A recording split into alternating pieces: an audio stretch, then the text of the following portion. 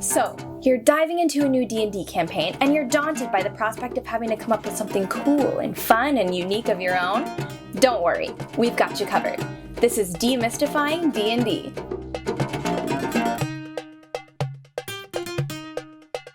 I'm your host, Kat Wilson, and today I'll be giving you some tips on how to come up with some fun character concepts. Now, don't forget to like and subscribe so you don't miss out on any great D&D content. Now, let's get into it. The first step is to make a character that you will want to play. Some people like to min-max their characters, which basically just means making the strongest character possible, which is totally cool. But we here at Character Player think the most important thing is to come up with a character that is fun and interesting and complex. You want to make sure it's realistic that this being could be found on any street corner of any D&D campaign. One way to do this is by basing your character off of your own personality. The fact of the matter is that there's no one else in the world like you. So if you base your character off of yourself, that character will be wholly unique as well. Try putting yourself in the place of your character. So if your character's a wizard, well, how would you behave if you suddenly had magical capabilities? If your character's a druid, well, how would you behave if suddenly you could turn into any animal you like? These questions can be really useful jumping off points for when you're trying to create a character based around yourself. Tip number 2 is to consider your character's culture. The concept of race in D&D is a bit problematic, and we at Character Player like to use Eugene Marshall's Ancestry and Culture as a more ethical way of creating characters. Check out the link in the description so you can get a copy of his PDF and check it out for yourself. Consider what kind of environment they might have grown up in and how that may have affected them. Perhaps they were raised by a society that highly valued education and intelligence. Or maybe they were raised amongst pirates who believed that all's fair within thievery and dishonor.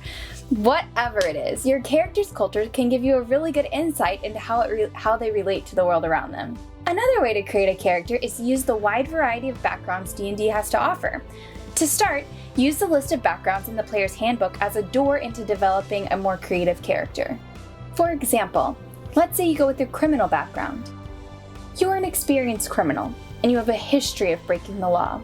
You have spent much time among other criminals, and you still have contacts in the criminal underworld. You are far closer than most people to the world of thievery and murder and violence, and you've survived up until this point by flouting the rules and regulations of society.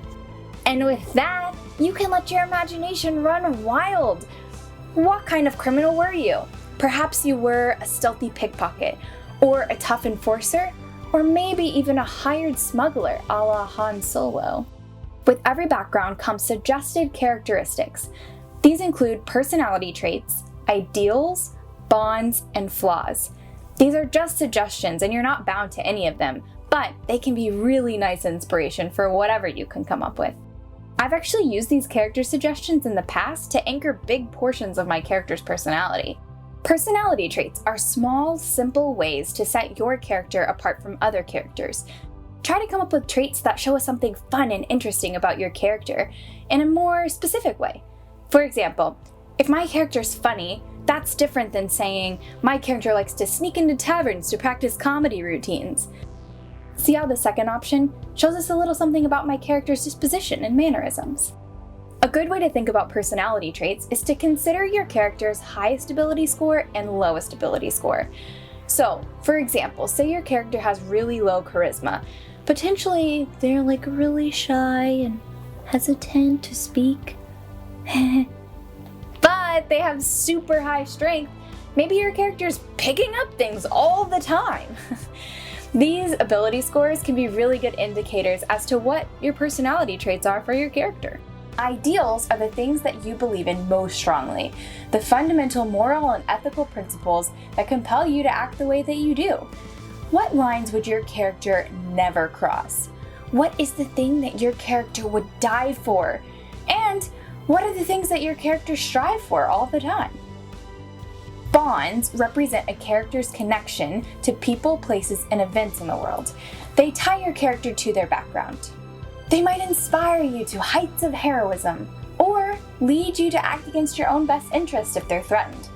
They work very much like ideals, driving a character's motivations and goals.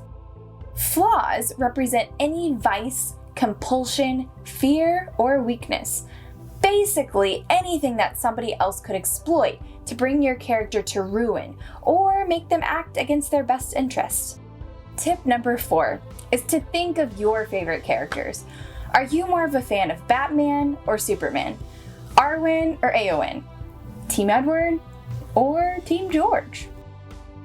English Kings. What do you think I was talking about? If you're looking for more inspiration, just think about the characters you enjoy in books, TV, video games, and movies. Do you need an intelligent wizard? Perhaps Hermione Granger is a good jumping off point. Or maybe you want a rogue with one-liners out the wazoo. Nathan Drake from Uncharted is a good bet. Or what about a bard who's more interested in partying than his spy career? Austin Powers, anyone? Tip number 5 is to ask out-of-the-box questions of your character. If you haven't, Xanathar's Guide to Everything has an excellent resource called This Is Your Life. Here you're given a comprehensive questionnaire of sorts that helps you determine a little bit more about who your character really is. If you don't have that book, you can just Google character questionnaire and try to choose questions that will help you specify what your character is really all about.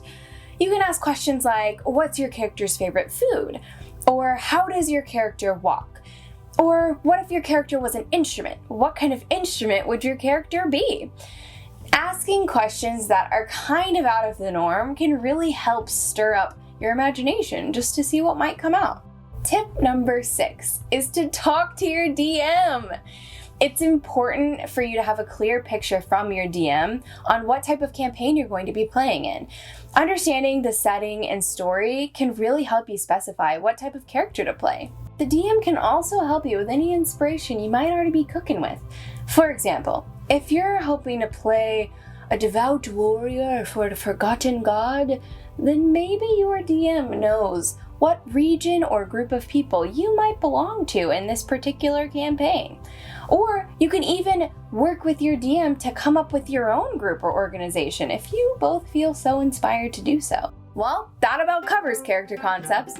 Let us know in the comments if any of these tips helped, and feel free to share any tips you might have about creating awesome character concepts. Also, let us know what you might want us to demystify next.